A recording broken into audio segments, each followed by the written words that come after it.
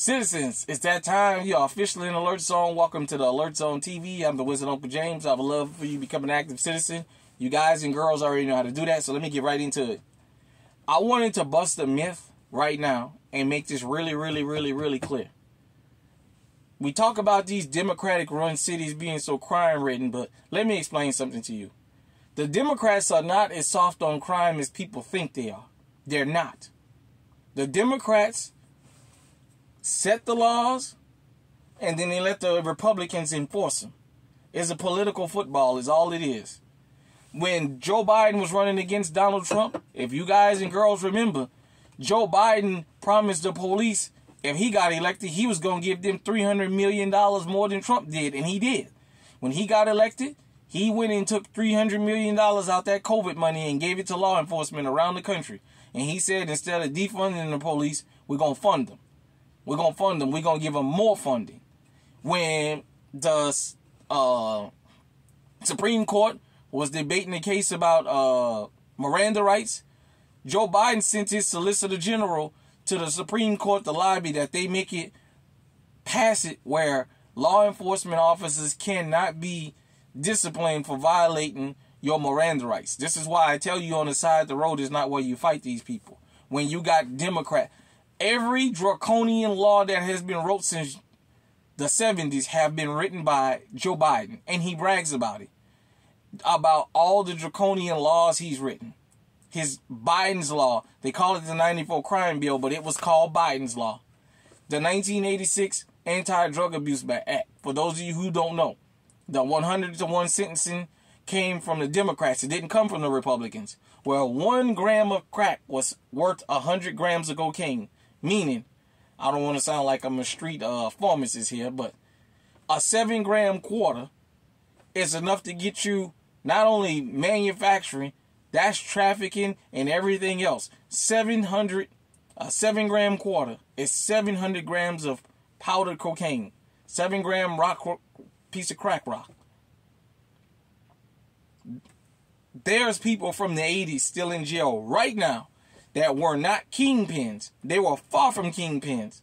Hell, there's people that were users that got caught with 2 or 3 rocks in their pocket under the federal guidelines. Even though Joe Biden tried to say it was the states, he incentivized the states to change their laws. But under the federal guidelines at that time, they was taking everybody to the feds. They wasn't taking them to the state. They was taking them to the feds, and the feds started getting full.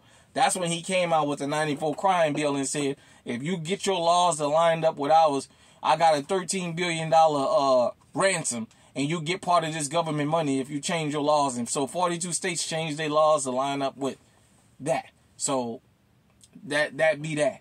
So for those of you who think that these Democrat cities, because we've fallen into that propaganda here.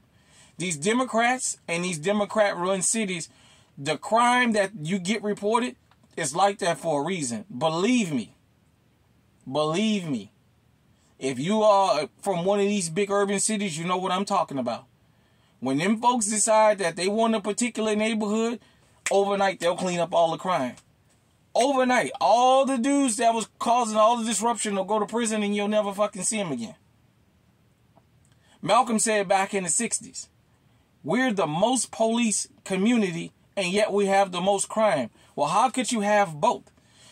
For those of you who don't know, if you grew up in the hood, you know every other car is a goddamn cop car. Ain't no such thing as nothing going on back there and they don't know. So what I'm saying is, I grew up in a blue city. I grew up in New Orleans. All these big cities where they tell you this crime is exploding. Remember, Mike Bloomberg is a Democrat. Mike Bloomberg brought stop and frisk to New York. Mayor Eric Adams / Officer Eric Adams, the mayor of New York City right now, just brought stop and frisk back. They're Democrats. Believe me, the Democrats are not as soft on crime as people think they are. That's just a political game. The most draconian laws come from them. And it's a political football to say, well, we're going to let you guys enforce the laws. We're going to write them. So when we write the laws and y'all enforce them, we can say, look how mean those Republicans are. And then the Republicans can turn around and tell people that support them, well, support me because I'm tough on crime. Like I said,